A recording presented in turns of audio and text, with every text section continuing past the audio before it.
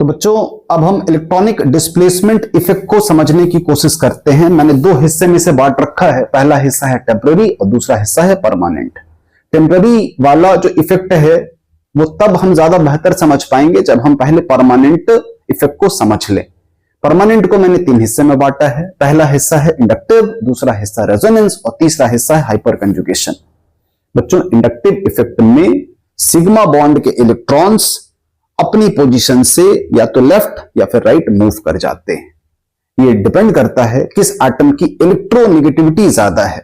अगर जैसे for example HCl में Cl की इलेक्ट्रोनेगेटिविटी ज्यादा है तो HCl के बीच जो बॉन्ड बन रखा था सिग्मा बॉन्ड, उसमें सिग्मा बॉन्ड के इलेक्ट्रॉन Cl के नजदीक शिफ्ट हो गए। तो बच्चे इस इफेक्ट को हम क्या बोलते हैं? Inductive effect. अभी मैं सिर्फ और सिर्फ आपको इंट्रोड्यूस कर रहा हूं, मतलब बेसिक बता रहा हूं, एक एक लाइन हर इफेक्ट के बारे में। इसमें ध्यान रखना हमेशा सिग्मा बॉन्ड के इलेक्ट्रॉन्स मूव करेंगे because of difference in electronegativity. फिर मैं रेजोनेंस के बारे में आपको बताऊं तो रेजोनेंस में इलेक्ट्रॉन्स का डीलोकलाइजेशन होता है, यहां पर ऑर्बिटल्स की ओवरलैपिंग होती है और इसके लिए जो मेन कह सकते हो जिम्मेदार चीज है, मेन रीजन रेजोनेंस का क्या होता है? ऑर्बिटल्स का ओवरलैप। और इसमें जो ऑर्बिटल्स पार्टिसिपेट करते हैं वो होते हैं बच्चे अनहाइब्रिडाइज्ड p ऑर्बिटल। अगर वो पैरेलल होंगे, उनका ओवरलैप होगा तो हमें रेजोनेंस देखने को मिलता है। यहां पर जो डीलोकलाइजेशन होता है वो पाई इलेक्ट्रॉन्स का होता है। तो फिर से मैं बता दूं, इंडक्टिव में कोवेलेंट बॉन्ड सिग्मा बॉन्ड और अपने रेजोनेंस में किसका ओवरलैप होगा? तो बच्चे p ऑर्बिटल्स का, जो कि अनहाइब्रिडाइज्ड होंगे। और अब हम बात करते हैं तीसरा हाइपर कंजुगेशन। हाइपर कंजुगेशन में क्या होता है? तो हाइपर कंजुगेशन बहुत बहुत बहुत स्पेशल केस है।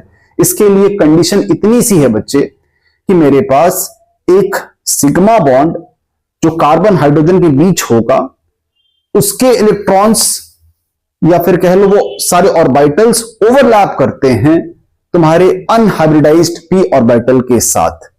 इन शॉर्ट अगर मैं हाइपर कंजुगेशन को बताऊं तो यहां पर अनहाइब्रिडाइज्ड p ऑर्बिटल का ओवरलैप होता है सिग्मा बॉन्ड के इलेक्ट्रॉन्स के साथ। तो बहुत यूनिक है, ये भी एक परमानेंट इफेक्ट है। होप आपको ये पार्ट तो समझ आ गया होगा। इसके बाद अगर मैं टेम्पररी वाले को क्लासिफाई करूं तो मैंने दो हिस्से में बांटा है, एक मैंने बोला इंडक्टोमेरिक और एक मैंने बोला इलेक्ट्रोमेरिक। तो बच्चे इंडक्टोमेरिक में क्या होता है? तो जैसा कि हमने परमानेंट में समझा कि अगर दो एटम के बीच में इलेक्ट्रोनेगेटिविटी का फर्क है तो फिर वहां पर इलेक्ट्रॉन एक डायरेक्शन में तो शिफ्ट हो ही जाएगा। और ये चीज बच्चे इलेक्ट्रॉन शिफ्ट होने के बाद वहां जाके रुक गया इलेक्ट्रॉन।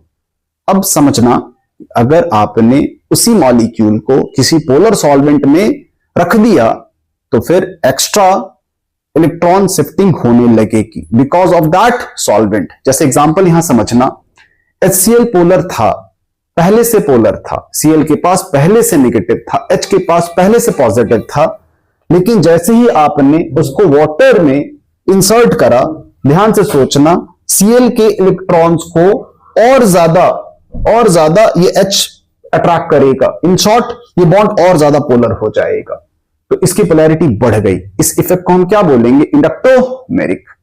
और इसी तरीके से अगर पाई इलेक्ट्रॉन्स की शिफ्टिंग हो जाए किसी एक एटम की तरफ because of the presence of some electrophile कह लो आप, तो उस इफेक्ट को हम क्या बोलते हैं? Electromeric effect. जैसे यहां देखो CC के बीच डबल बॉन्ड है, यहां पर ये जो पाई बॉन्ड है किसी एक एटम के पास शिफ्ट हो गया H प्लस के आने से, तो इस इफेक्ट को हम क्या बुलाते हैं? Electromeric effect. Time to time चीजें और ज्यादा आपको क्लियर हो जाएंगी। तो होप सो ये introduction part electronic displacement effect का आपको समझ आया होगा। अब हम बात करते हैं बच्चे इंडक्टिव इफेक्ट के बारे में डिटेल में। सब कुछ मैं बताऊंगा इंडक्टिव इफेक्ट। तो देखते हैं उसकी स्लाइड को। बच्चे इंडक्टिव इफेक्ट सबसे पहले तो मैंने डेफिनेशन बताया है। डेफिनेशन के लिए ये डायग्राम आपको समझना चाहिए। कार्बन किससे बॉन्डेड है? किसी एटम या ग्रुप से। अगर इलेक्ट्रोनेगेटिविटी में फर्क है तो कार्बन और इस एटम ग्रुप के बीच जो भी इलेक्ट्रॉन होगा वो किसी एक डायरेक्शन में तो पक्का शिफ्ट होगा। तो बच्चे इसी चीज को मैंने क्या लिखा है? Permanent displacement of sigma bond electrons is called inductive effect. और मेन कॉज क्या है? This effect is cause due to mainly difference in electronegativity. जैसे कि यहां मैंने बताया है, अज्यूमिंग इलेक्ट्रोनेगेटिविटी अटैच्ड एटम या ग्रुप का ज्यादा है और हाइड्रोजन की इलेक्ट्रोनेगेटिविटी कार्बन के ऑलमोस्ट क्या होती है? इक्विवेलेंट। हाइड्रोजन का हम बच्चे इलेक्ट्रोनेगेटिविटी समझें तो 2.1 और कार्बन का 2.5, लेकिन हम कार्बन हाइड्रोजन के बॉन्ड की पोलैरिटी को क्या मानते हैं? 0। मतलब कार्बन हाइड्रोजन बॉन्ड पोलर नहीं होता। तो फिर यहां पर अगर ये ग्रुप इलेक्ट्रोनेगेटिव निकला तो इलेक्ट्रॉन क्लाउड थोड़ा सा इस एटम या ग्रुप की तरफ शिफ्ट हो जाएगा, और जितना शिफ्ट हुआ that is called displacement of electrons across sigma bond. बच्चे, और ये किसकी वजह से हुआ है? याद रखना, इलेक्ट्रोनेगेटिविटी की वजह से इलेक्ट्रॉनिक डायरेक्शन में शिफ्ट हो गया। कुछ इंपॉर्टेंट पॉइंट्स इसके, तो आई थिंक परमानेंट इफेक्ट पहले ही मैंने बता दिया है। दूसरा पॉइंट, ये वीक इफेक्ट है। जैसे कि 3 इफेक्ट मैंने बोले, एक इंडक्टिव, एक मैंने बोला रेजोनेंस, और एक मैंने बोला हाइपर कंजुगेशन। तो बच्चे सबसे कमजोर इफेक्ट कौन है? इंडक्टिव। ये ध्यान रखना, आगे इसको और ज्यादा समझेंगे। बच्चे डिस्टेंस डिपेंडेंट इफेक्ट है, मतलब एक्सटेंट ऑफ ट्रांसफर। जैसे कि फ्लोरीन निगेटिव हुआ तो ये कार्बन पॉजिटिव होना चाहिए और इसके पड़ोस का कार्बन भी पॉजिटिव होगा, लेकिन ये ध्यान रखना कि अगर ये सपोज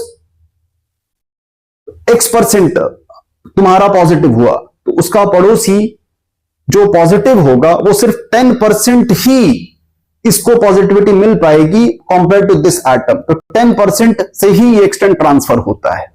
मतलब अगर ये 100 है तो ये 10 होगा, बस इतना ही ध्यान रखना बस। तो only 10% of effect get transferred.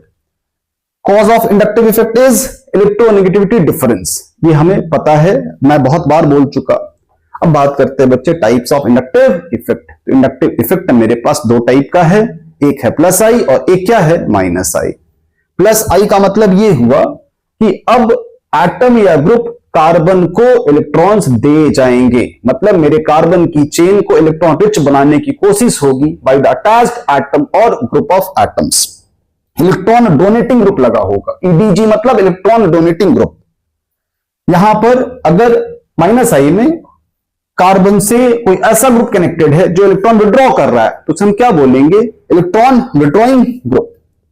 तो देख लो, ये ध्यान रखना, प्लस आई का मतलब एक ऐसा ग्रुप जो कार्बन को इलेक्ट्रॉन दे जा रहा है, और माइनस आई एक ऐसा ग्रुप जो कार्बन से इलेक्ट्रॉन्स छीन रहा है, मतलब चेन से इलेक्ट्रॉन्स बाहर की तरफ खींचे जा रहे हैं।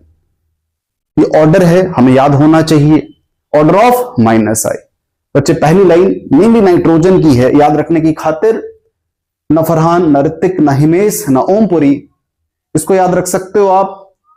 CN, CHO, COH, Saina Ali की car. Next fluorine, chlorine, bromine, iodine याद रह जाएगा। तो इसके लिए क्या ही कीवर्ड चाहिए भाई? इसके लिए याद रखना keyword con, COOR ester, OR ether हुआ बच्चे, OH अल्कोहल और NH2 अमीन, कॉन के नाम से। और यहां याद रखना ट्रिपल डबल बीच में फिनाइल, ट्रिपल डबल बीच में फिनाइल, और लास्ट में कुछ नहीं बचा तो क्या बोलेंगे हम लोग? H hydrogen.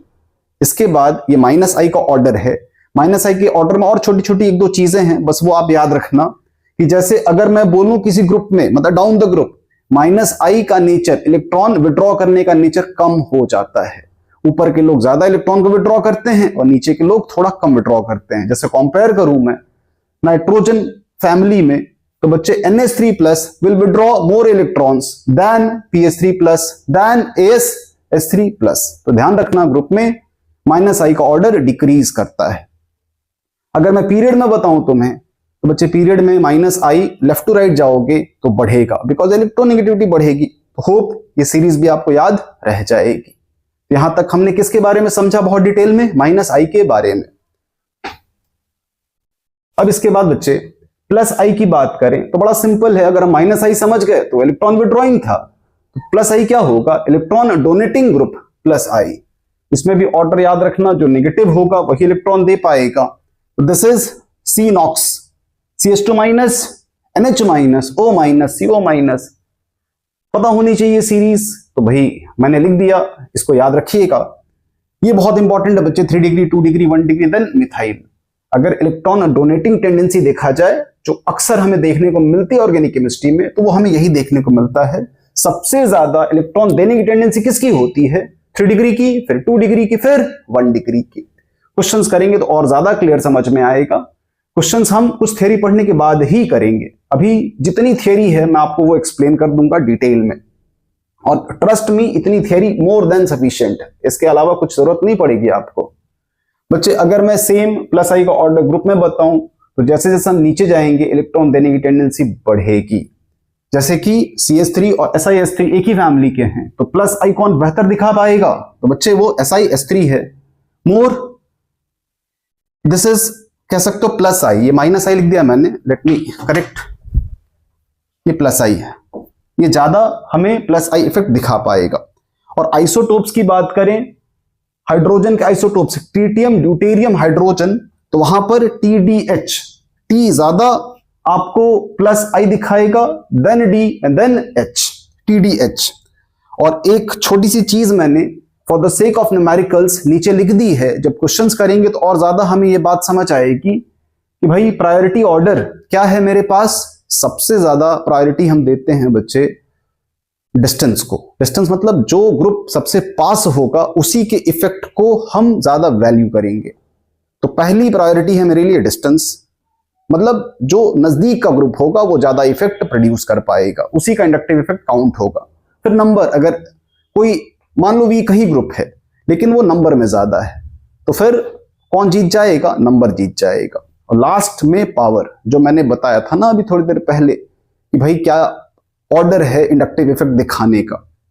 तो होप क्वेश्चन करेंगे तो और ज्यादा समझ में आएगा। होप यहां तक आपको समझ आ जाएगा, कोई दिक्कत नहीं है। अब आती है बारी बच्चे रेजोनेंस की।